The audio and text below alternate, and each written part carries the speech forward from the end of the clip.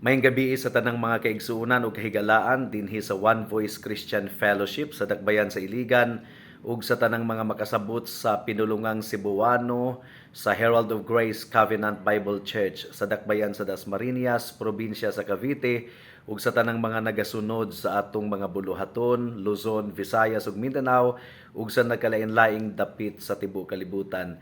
Welcome sa atong panagtigom diha sa mga pag-ampo apan sa dili pa tuguti nga makapamalandong kita sa hamubo nga pamaagi sa pulong sa Ginoo. Please turn with me to Revelations chapter 1 verse 10. Pinadayag kapitulo 1 bersikulo 10. Ang giingon dinhi mga kaigsuunan. Anaa ako sa espiritu sa adlaw sa Ginoo. In English, I was in the Spirit on the Lord's day. May the Lord bless the short meditation of His Word tonight. Kinahanglan nga ang matag usa kanato mga kaigsuunan maningkamot nga mahitabo kanato kining testimonyo ni Juan that he was in the Spirit on the Lord's day, nga siya anaa sa espiritu sa adlaw sa Ginoo. Kay nganuman during the week sa tibuok semana puno kayo ang atong hunahuna, ang atong schedule sa mga butang niining kalibutana sa atong mga trabaho. Daghan kayo kita og buluhaton nga kinahanglan makumpleto nato. And during the week mga kaigsuunan, ang kalibutan aduna gayoy tendency nga musulod sa atong dughan, musulod sa atong kasing-kasing, mo-consume kanato ug kung walay break, kung walay pahulay gikan sa secular existence, gikan sa mga secular nga butang niining kalibutana, ang tendency kanato is that ang atong attitude, ang atong espiritu mahimo usab nga secularized. In other words, mahimo kitang mag-focus lamang sa mga butang niining kalibutana. Ug unsang mahitabo sa atong kalag, mawad-an kita gana sa mga butang nga espirituhanon. Mawad-an kita og gana sa mga iya sa Ginoo nga mga butang. Ang problema dili tungod kay anaa kita niining kalibutana. That's not the problem.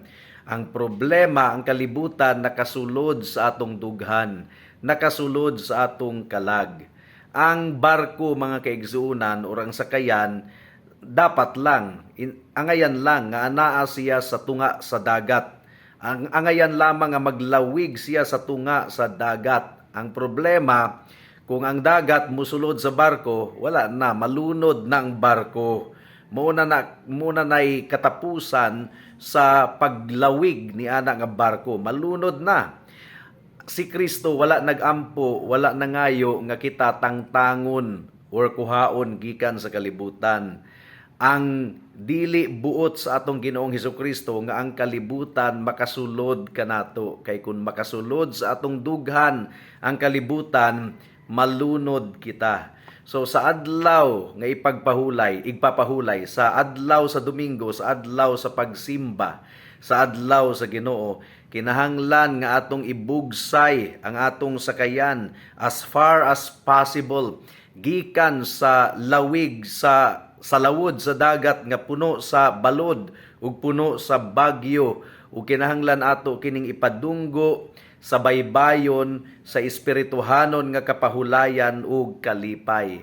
That is the intention and that is the purpose of the Lord's Day. That our souls will really rest in the presence of the Lord. Sa Lord's Day mga kaigsuunan, dili nato kawatan ang Ginoo. Atong i-focus ang atong kalag, ang atong kinabuhi sa mga espirituhanon nga butang. Ug maningkamot gayud kita nga ang atong kasing-kasing malimpyuhan, mahinluan pinaagi sa pulong sa Ginoo, pinaagi sa pulong sa Ginoo, mahinluan gikan sa worldliness ug atong pangayoon nga mapuno kita sa espiritu, mapuno kita sa mga butang sa Ginoo. Ang usa ka tawo, ang usa ka magtutuo nga regular siyang naga-observe sa Lord's Day every week, he will be secure from the world's unspiritual influences. Ang Domingo, ang adlaw sa atong buhi nga Dios, nga ato gayong gispend properly, will maintain the spiritual tone. Mukini makatabang nato nga mamintinar ang spiritual tone sa atong kinabuhi despite the intense pressures of weekly responsibility. So, taliwala sa mga pressures, sa sinimana nga mga responsibility, ang Lord's Day, ang pag-maintain sa Lord's Day, mao kini ang makatabang kanato. Wala na gyud alternative antidote mga kaigsuunan gikan sa worldliness, gikan sa pagkakalibutanon, ug walay usa ka Kristohanon nga nagtinguha nga mahimong loyal sa atong buhi nga Dios ang intentional nga mo-absent sa panagtigom sa matag Domingo. Ang giingon sa John chapter 17 verse 15 to 16, wala nako gipangayo nga kuhaon mo sila gikan sa kalibutan, kundili bantayan mo sila gikan sa dautan. Dili sila taga kalibutan, nga susama nako nga dili taga kalibutan. So on the Lord's Day, muuli kita sa presensya sa Ginoo. Mupahulay kita sa presensya sa Ginoo. Maningkamot kita nga ang atong kalag mapuno og mga butang nga iya sa Ginoo. James chapter 4 verse 4. Ang giingon dinhi, mga mananapaw, wala ba ninyo masayri nga ang pakighigala sa kalibutan, pakig-away sa Dios? Busa si kinsa man ang nagtinguha nga mahimong higala sa kalibutan, nahimong kaaway sa Dios.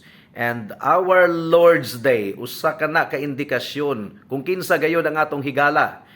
Is the Lord really our friend? If the Lord is our friend, nan mingawon gayud kita sa pagsimba sa Ginoo, ug mingawon usab kita, mahangop kita sa mga katawhan sa Dios.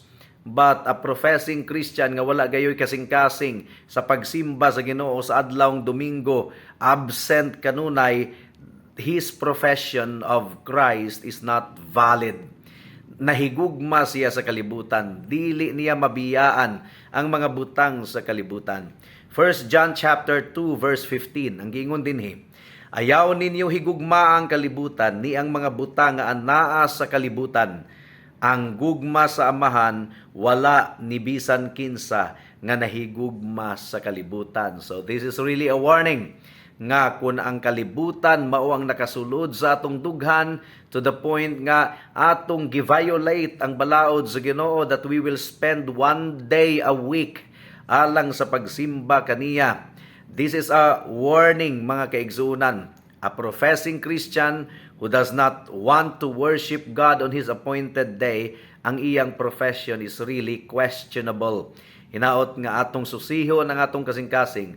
And if we had been in the habit in the past nga mo-absent sa Lord's Day, unya mo simba lamang kung kanusa nato gusto, there is a repentance needed. Kinahanglang hinulsulan mga kaigsuunan.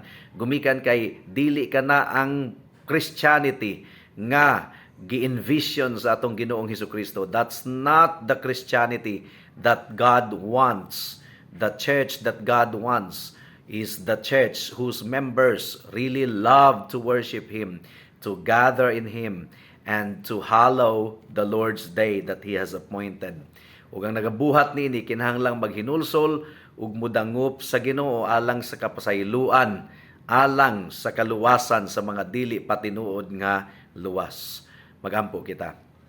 Salamat o Dios sa short meditation of your word tonight ug among gipangayo nga gihikap nimo ang kasing-kasing sa tanang mga nakapaminaw niini nga dili namo pasagdahan ang Lord's Day nga kinahanglan amo kining faithful nga atindiran gumikan kay imo kining kabubuton, and we need it for the nourishment of our soul.